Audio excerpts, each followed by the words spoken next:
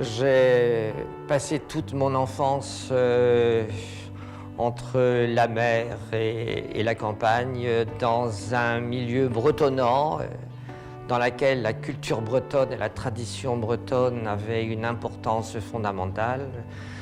Dès ma petite enfance, j'ai suivi mes grands-parents dans les pardons, j'ai appris la gavotte, j'ai commencé à apprendre la gavotte à l'âge de 8 ans, ensuite j'ai appris le pline, le ficelle, et j'ai dansé toute ma vie.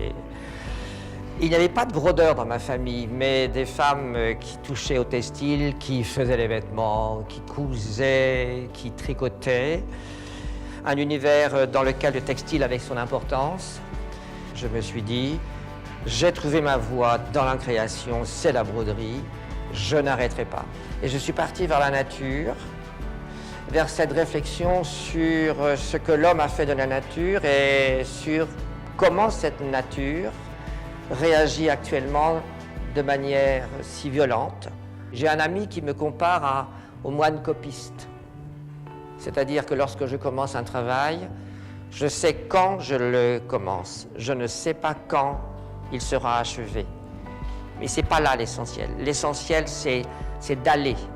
L'essentiel, c'est de faire et non pas de défaire, parce qu'une broderie ne se défait pas. Si à un moment donné, vous sentez que ça ne va pas dans votre travail, vous recommencez par-dessus. Mais c'est un peu comme de la peinture, hein. On remet une couche et on retravaille. Je voudrais apporter aux spectateurs ce que l'art contemporain a retiré de l'art contemporain, c'est-à-dire l'art contemporain a tué la contemplation.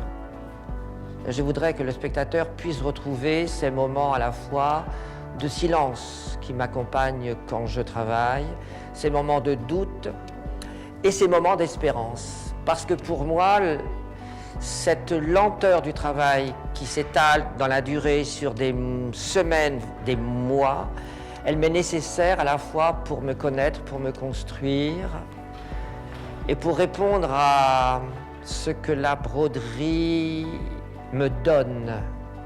C'est un échange entre elle et moi, entre ce travail et moi.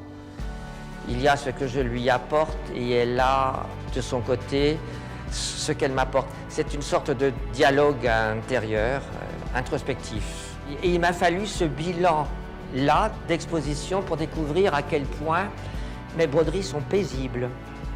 Mais peut-être aussi que ma vie est enfin devenue paisible et que depuis que j'ai trouvé cet équilibre, je peux le mettre dans ma broderie. En fin de compte, j'ai découvert que quelque part c'est autobiographique.